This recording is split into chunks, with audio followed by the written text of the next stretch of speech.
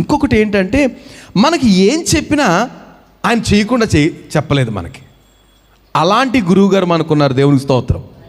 ఏమండి, ఈ శాస్త్రులు, పరిసయ్యులు, ధర్మశాస్త్రోపదేశకులు ఏం చేస్తారంట, మొయ్యలేని బరువులు వీళ్ళ మీద మోపుతారట, ప్రజల మీద మోపుతారట. వీళ్ళు మాత్రం కనీసం వేలితో వాళ్ళని సహాయం చేయడానికి కూడా ప్రయత్నం చేయరట.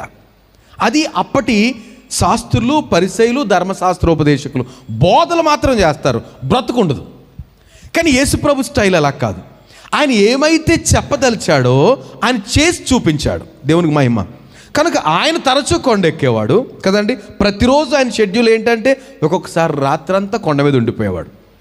ఈ విధంగా తండ్రితో సహవాసం చేసిన తర్వాత ఆయన మన కూడా అంటాడు, ప్లీజ్ కమప్, పైకి రండి, పైకి రండి. కనుక అది మనం ఏమన్నా కష్టసాధ్యం అంటారా? ఆయన చేశాడు కాబట్టి మనం చేయగలుగుతాం. ఆయన చేశాడు కాబట్టి. ఒక ఆయన ఉంటాడు, ఎవరి గురించో నేను ఒకసారి ఎప్పుడో విన్నాను సరిగా. ఎవరైనా ఏదైనా పని చేశారు అంటే వాళ్ళకి సాధ్యమైనప్పుడు నాకెందుకు సాధ్యం కాదు?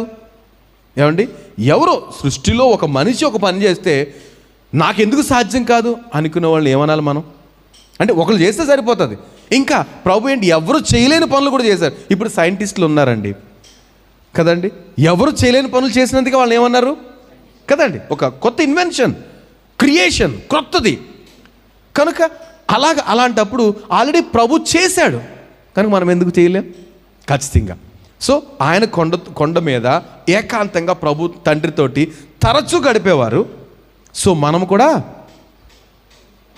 కూడా గడపగలమా, గడుపుతున్నామా, గడుపుతామా, ఏమోనా?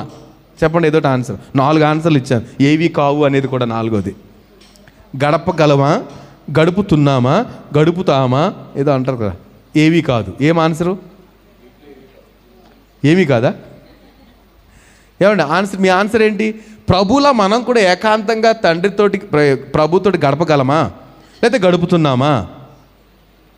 సభ మౌనంగా ఉండటాన్ని బట్టి ఏమండి, దేనికి అంగీకారము? గడపట్లేదని అర్థమా?